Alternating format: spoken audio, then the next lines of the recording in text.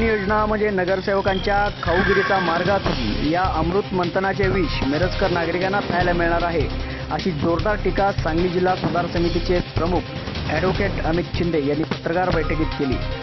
मिरजेची अमृत पाणी योजना लागू झाल्यानंतर पाणीपट्टी किती वाढणार याचा कोणताच खुलासा प्रशासनाकडून करण्यात आलेला नाही आहे। त्याचप्रमाणे योजनेची रक्कम कशी वाढली याबाबत सुद्धा कोणी बोलायला तयार नाही। अमृत पाणी योजना पूर्तीकडे नगरसेवकांचं लक्ष नाही आहे, मात्र त्यातून आपल्याला काय मिळणार यावर नगरसेवकांचे अधिक लक्ष आहे, अशी टीकाही अमित शिंदे यांनी केली आहे। मिरजेची अमृत पाणी योजना ही नगरसेवकांची रोजगार हमी योजना बनू नये यासाठी सर्वांनी प्रयत्न करणे आणि जागरूक राहणे गरजेचे आहे, असे आवाहनही सुधार समितीचे प्रमुख अमित शिंदे यांनी केले आहे।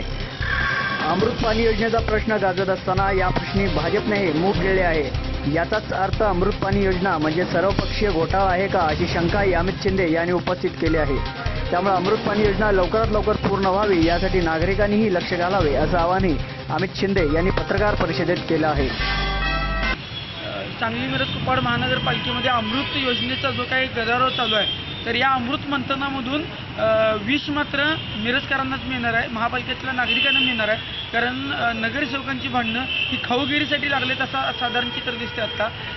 या योजनेच्या चांगल्या भवितव्यासाठी कोण भांडताना दिसत नाही आहे, तर सगळेजण या योजनेमधून पैसे किती लागलेत ह्याच्यावरती बोलत आहेत, परंतु या योजनेनंतर पाणीपट्टी किती वाढणार आहे आणि बिलं नेमकी काय होणार आहेत, याचं टेंडर वाढलं त्याचं ह्या गोष्टीवरती कोण मूलभूत बोलायला तयार नाही आहेत। आणि याच्यावरती सत्ताधारी काँग्रेस राष्ट्रवादीबरोबरच भाजपनं सुद्धा मूग घेऊन गप्प बसणं पसंत केलं आहे। त्यामुळे हा सर्वपक्षीय घोटाळा आहे की काय असं वाटायला लागलेलं आहे। म्हणूनच या योजनेमधून ही योजना म्हणजे नगरसेवकांची रोजगार हमी योजना होऊ नये यासाठी सुधार समिती लक्ष देईल। त्याचबरोबर आम्ही नागरिकांनाही आवाहन करतो की नागरिकांनी सुद्धा या योजनेच्या अंमलबजावणीसाठी प्रयत्न करावेत आणि हा भ्रष्टाचार थांबवण्यासाठी प्रत्येकानं रस्त्यावरती उतरावे।